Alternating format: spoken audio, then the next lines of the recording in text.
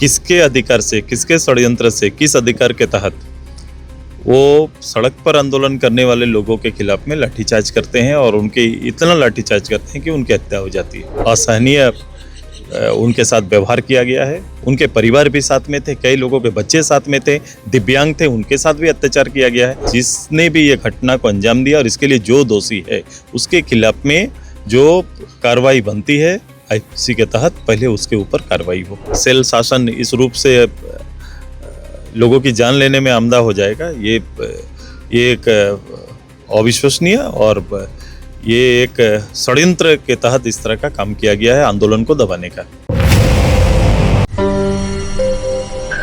बोकारो की घटना ने पूरे झारखंड को दुखी कर दिया है। जिस तरीके से सीआईएसएफ के जवानों द्वारा बोकारो के अप्रेंटिस संघ के जो युवा थे उनको मारा पीटा गया और तमाम राज्य के जो बड़े बड़े चेहरे हैं, जो बड़े बड़े नेता हैं, वो बीजीएच पहुंचे हैं घायलों से मिलने के लिए।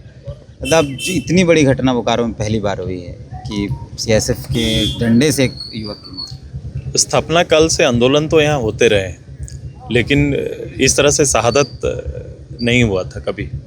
आज इस हद को पार किया गया है। संघर्ष तो चलता है विस्थापित, और इसके बीच में ये सुना था और लोग अपने डिमांड को लेकर लगातार बात करते रहे, लेकिन इस हद तक ये व्यवस्था आ जाएगी और जो सेल शासन इस रूप से लोगों की जान लेने में आमदा हो जाएगा, ये एक अविश्वसनीय और ये एक षड्यंत्र के तहत इस तरह का काम किया गया है आंदोलन को दबाने का। पहला तो ये है कि किसके अधिकार से, किसके षड्यंत्र से, किस अधिकार के तहत वो सड़क पर आंदोलन करने वाले लोगों के खिलाफ में लाठीचार्ज करते हैं और उनके इतना लाठीचार्ज करते हैं कि उनकी हत्या हो जाती है और घायल की संख्या यहाँ पर आप देख सकते हैं। दूसरा, इनके डिमांड पर क्यों नहीं गौर किया गया, इतनी गंभीरता डिमांड पर क्यों नहीं है?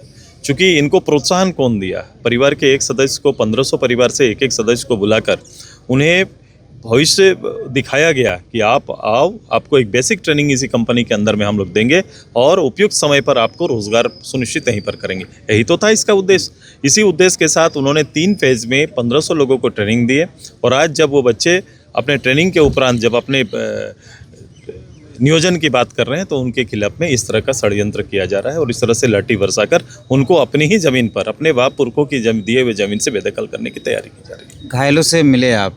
हाँ, घायलों से मिला।